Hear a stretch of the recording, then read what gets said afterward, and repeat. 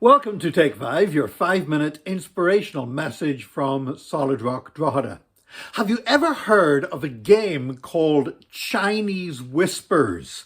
It's basically where you get a large group of people, and the first person whispers a sentence into somebody else's ear, and they in turn have to whisper the message into the next person's ear, and so on until it's been whispered and whispered and whispered.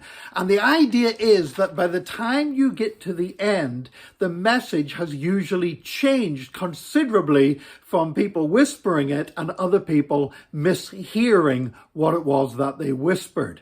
You know, for a long time, people used to argue against the reliability of the Bible, saying that it was basically like a game of Chinese whispers because of the fact that the gospel was spread by word of mouth for a considerable amount of time in the early church before the first gospels were actually written down.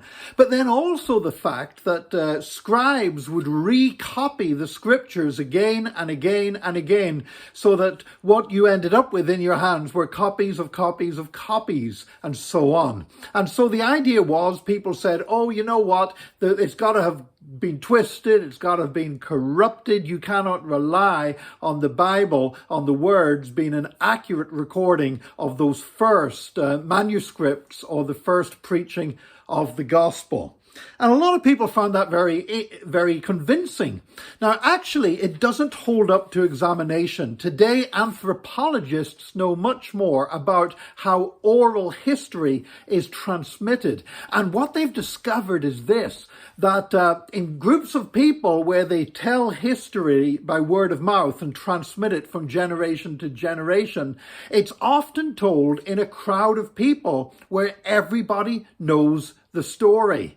And if somebody actually makes a mistake, the person telling the story, then the crowd will say, oh, no, hold on a minute, you got that wrong. And they'll point out the mistake. So what anthropologists have discovered is that people that pass on history in this way actually do so with remarkable accuracy, much more accurate even than people with writing can sometimes manage. Now, how about the fact of our copies of the scriptures, the idea that they're being copied and copied and copied, they've somehow got changed along the line? Well, up to about 80 years ago, yeah, sure, people actually thought that was quite a convincing argument, because at that time, the oldest copies of the Bible that we had were approximately 1100 years old, you know, going back to about 900 AD, something like that. And then in 1946, something amazing happened. There were two Bedouin shepherd boys, and one of their sheep actually wriggled through a hole in some rocks, and the boy tried to rescue his sheep and ended up falling through this hole into an ancient cave.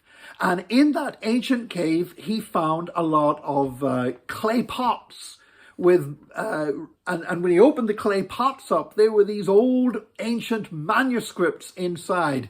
And these became what we now know as the Dead Sea Scrolls.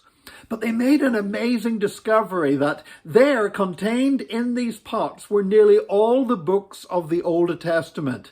And guess what? When they examined them, they were word for word, letter for letter, the same as the manuscripts of the Old Testament that we still use for our Bible translations today. In other words, here were these scrolls being discovered that were like 900 to 1,000 years older than any biblical manuscripts that anybody knew to be in existence at that time. And they hadn't been changed at all. They were exactly the same. And that was a great revelation for scholars about how accurate people were in copying the sacred texts. Why? Because the scribes did not just copy this as just something that it didn't matter if they got it wrong. They knew this was the Word of God, and they had to be so careful when they copied it to get it right. And we even know from looking at some of the manuscripts that monks used to copy out in monasteries centuries ago, that there's little notations and comments and corrections in the side margins, that they actually had a quality control system to make sure that the scribes didn't make mistakes, and if they did accidentally make a mistake, that they would then have to put it right again.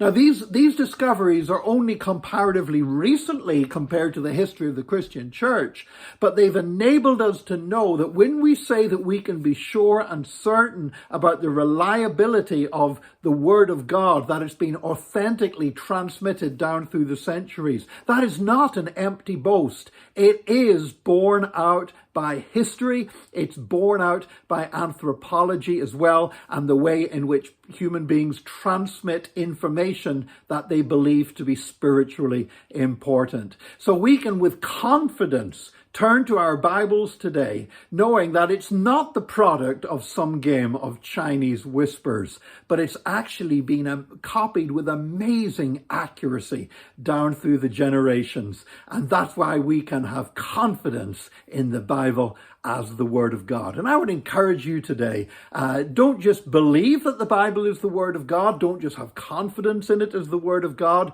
but read it and let the Word of God impact your life today. Please join us again tomorrow for another Take 5, your 5-minute inspirational message from Solid Rock Drogheda.